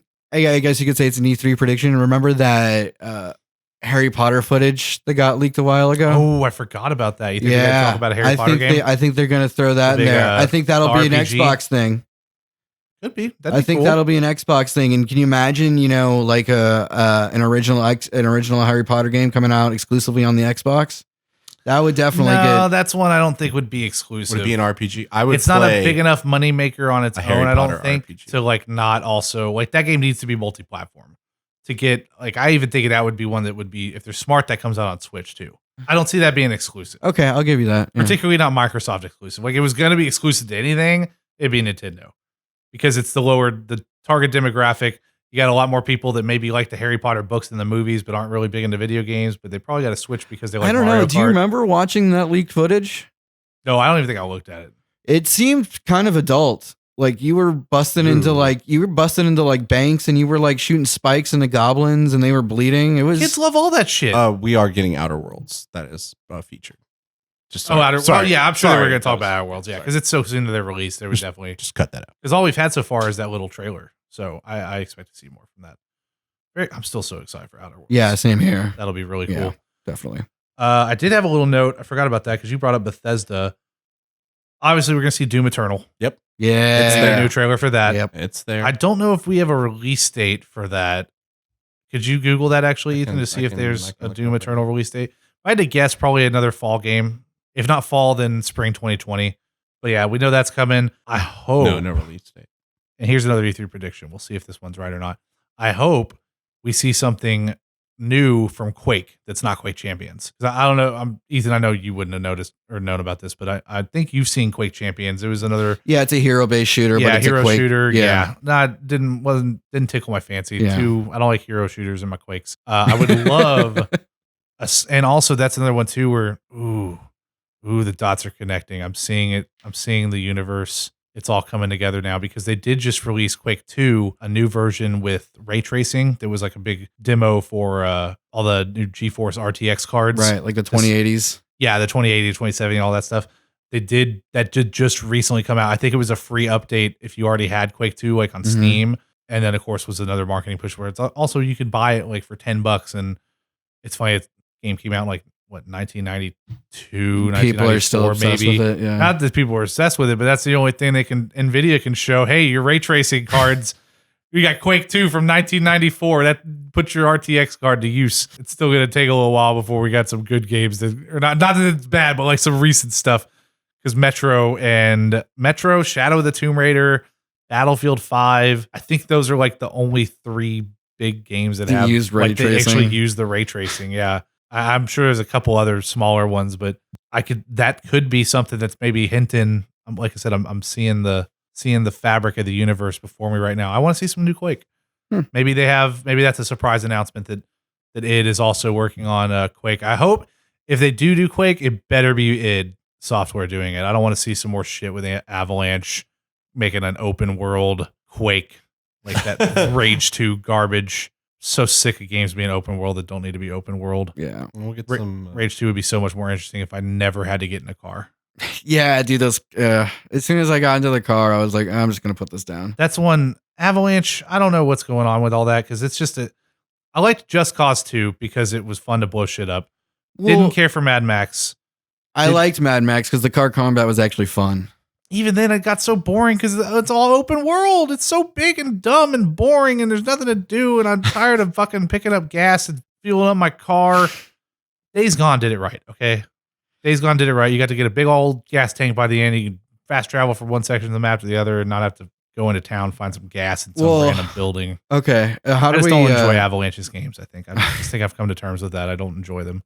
So how are we feeling on predictions? Do you have any more or anything like that? We get some Borderlands 3 stuff with not really predictions. It's not prediction. Yeah, we got everything. We got the trailer. We know it's when it's coming out. Guns with legs. There was some rumor. Just another notable thing. Something I'll throw in there. We'll throw this one in there for fun. Give me some points for this so I get it right. There was a rumor about a potential Borderlands 2 DLC, like a new one dropping as like kind of a tie-in to lead into the third one. Leads up to Borderlands 3. Yeah. And I could see that being like shadow dropped at E3, like just when maybe during Microsoft's conference. I haven't heard anything about that. Yeah, I don't know how substantial the rumor was, but it basically were saying something like maybe there's a new DLC coming, and it kind of makes sense because actually I was kind of surprised that Xbox Live Gold, Games with Gold didn't put Borderlands Handsome Collection up this month because PS4 did. You can download that tomorrow. Actually, PS Plus games, Borderlands Handsome Collection. That's why I was asking today. And what's the other one? Oh shit! Now you're making me blank.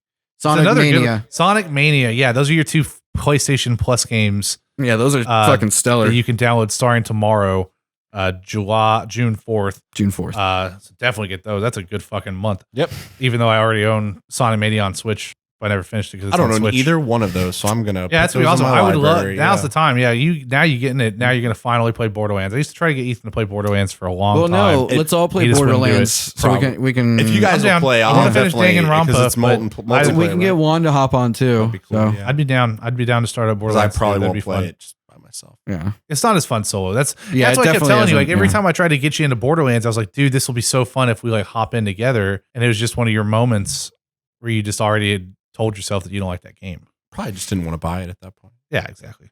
What else you got on that list there? I got Sony State of Play. Probably have. I think they announced the date. If not, then it's probably like 2 days. They're gonna undercut the shit out of everybody. They're gonna come in. They're gonna drop a State of Play on like the 6th, and they're gonna tell you when Last of Us 2 is coming out. I bet that's what happens. Yeah, I think so too. Either just before or just after E3. It's gonna be one of those. Yeah, because I've been thinking about that. Like they're not gonna just, even though they're not at E3, they're not gonna let E3 just slide by. Exactly. Yeah. They're going to steal a little bit of that mind share. They don't have to be there because all you want is one thing. You don't need all these other things. You don't need 20, 30, 40 different things. Do you think they'll automatically jump to The Last of Us 2, or do you think we'll get something on Ghost of Tsushima? Well, I honestly, the way that they're doing everything is really smart. I think Ghost of Tsushima might be held back a little bit. Really? Not like it's having development problems. I think it's probably decently far along, but they're gonna spread it out. It's not where their focus is at right now. Yeah, if Death Stranding's coming out in fall, right, then that means already that's weird for Sony. So we're not going to see Last of Us or Ghost of Tsushima until at least in the January. fall. So I'm thinking maybe when's Outbreak Day? What's Outbreak Day? Outbreak Day is the day in the game, like the date in the universe when the outbreak occurs. Okay. Last of Us. There's a specific day. I think it's in October. Might be September. It's not super important. I think because we know Last of Us has been finished as far as like the motion capture and everything. Really? Okay. Yeah, they that was announced. I want to say almost a month ago now that all of the shoot, like all the motion capture performing and stuff like that, all that had wrapped up. Historically, when Naughty Dog says that, the game comes out about 6 months later. I think that sits at around September and October. Now, because of how big these games are, I think they could get away with it if they did like a late September release and still not step on Death Stranding's toes. Partly because I could see Death Stranding maybe missing its date. I could see it slipping. Think another pushback. I could see it delayed. Well, it's never been. They never put a window on it. Oh, it's true. Yeah. So can't delay something. You could delay internally, obviously. Yeah. But I could see that happening. At the same time, Uncharted 4, couple of delays. Couple big delays. There's one. That's true. Yeah. When it came out, it was announced. Can't remember what day it was announced, but it got pushed back like 4 months, and then afterwards another like 2 or 3 later on. So that was a significant delay for that game. Seems like Last of Us 2 is going a bit smoother. We don't know why Uncharted 4 was delayed. If it was for performance issues and stuff like that, but if it was strictly from like a performance side and like the technology side of things, maybe those wrinkles have already been ironed out and it won't be a problem with Last of Us 2. Maybe they can hold the date that they settle on. But if they can get it out in September, I could totally see that being enough time to give people time to play that, get through it, still be ready to get Death Stranding in the fall, sell some PlayStation consoles, because now you've got 2 fucking huge hot games to play on your new PlayStation Slim or PlayStation Pro or whatever in the holidays. Keep pushing those sales numbers up, reach the big 120 million, see if we can beat that one. And then Ghost of Tsushima, I think, is absolutely a 2020 game. That's one that feels like it might be a good summertime game. That could come out in like sometime. May seems a little early. Maybe that's another September game. I don't know. Yeah, I mean, because we really don't know much about it at all, do we? Yeah, we've had that one trailer. I think that was the furthest out of the others. And then we had that everyone on the internet get upset at that white guy with the flute. Oh God, I forgot about that. I think everyone was just a little cranky in general that that E3 showing went the way it did. I don't know. I thought it was cool. Everyone was cranky. Everybody just wanted to see some trailers and stuff, and then we got to wait for people to get up and move. Everybody just really wanted to play Kingdom Hearts. Yeah, that's what it was. Everyone there was just wanting to play some Kingdom Hearts. Well, I think, that's about it for my E3 predictions. You've been wanting to talk about Days Gone. We still haven't really done that much. I think the moment's passed. Okay. That's one too. I would be interested. Maybe in the state of play, they might talk about DLC. We're talking about whether it's going to be only Last of Us 2 for the next state of play. I could see them hitting at some Days Gone DLC. That'd be it. That's a world that's primed for like a couple extra little story tidbits at the end of it. Yeah, I know we're getting Medieval before too long. I'm excited for that. Before Halloween or whatever. I almost pre-ordered that the other night. It's cheap. What is it? $30? Yeah. I think it might be $39, but it's cheap. It's not full. I bet 60, you it's, I bet you it's probably $39. It's not full price. So yeah, definitely a they great make grab. A fucking mint on that. Honestly, if they can position it at that price, that means development went real well. They probably took their time with it. I think it's going to run well. It's going to give you what you want. I mean, from the trailers you've seen, it looks real solid. Looks like what I wanted it to be from that kind of remake. You know. Yeah, absolutely. Stayed faithful. That's one that you didn't need like the full blown Ratchet and Clank Pixar style heavy remaster. Like this is one that like. This game looks like it could have run on PS3, which is fine. Yeah, I don't need like absolutely 4K skull like the Spyro remaster. The animation and the is Crash not like remaster and stuff. Yeah. Cartoony not quite goodness. that revered. No, but it'll still not, be but still a classic PlayStation franchise that'll be fun to revisit. And that's a price point where I think I'll buy it day one. So you guys want to plug it up and then plug it up and then Travis take us out? Stuff it. Stuff it up. Any personal plugs you want to do? Nothing at the moment, but stay tuned in the future. On Instagram. I wanted to send you something the other day. I forgot that you deleted your Instagram again because I wanted to. It was the thing about the homebrewing thing at Thistle. I wanted to send you the post directly. I'm on the absent-minded one, so you can send it there. I know for company business. Okay? I know. I got to send another one. You can't just send that shit all willy nilly. I'll make another one. Well, you can find me sometimes on Twitch, Soulsborne. And I also have my Twitter that I've actually been trying to use more. I saw that it's more like Facebook now, and it has a feed. And Travis is always had the feed. Yeah, Travis is the only one. What have you been looking at? If anything, it's more like Facebook used to be. Looked at Twitter in a decade. You haven't been on Facebook in a long time. It's the reverse. Now Twitter looks like what you remember Facebook being when Facebook was still a utility and not just full of garbage. So I had all these things for Travis, and I was like, wow, Travis, are you just posting all this stuff on my Twitter? And I was like, no, it's just a feed. And I was like, oh, okay, I guess that's how it is now. But, you thought I went like to your wall? Yeah. That's how it goes. So Soulsbjorn with a J in there. Travis? Twitter's fun sometimes. What about you? You can catch me as Ray Charlizard on Twitter, Instagram. I guess you could add me on Facebook. I probably want to add you back, but you can find me. Don't do any Twitch streaming. My internet's terrible. That's okay. But other than that, all Absent Minded Podcasts. You can find us on your platforms of choice. It's a great podcasts. You can find us at Absent Minded Pod on Twitter and Instagram. Those damn character limits. They get you every time. We couldn't fit the cast in there. That's how they get you. That's how they get you. You got to pay for the letter, and it's not cheap. Yeah. We're not making any money yet. Other than that, just keep listening. Tell your friends, tell your family about the majesty, the brilliance, and the downright scrumptious Absent Minded Podcast. Thanks, guys. Have a good one.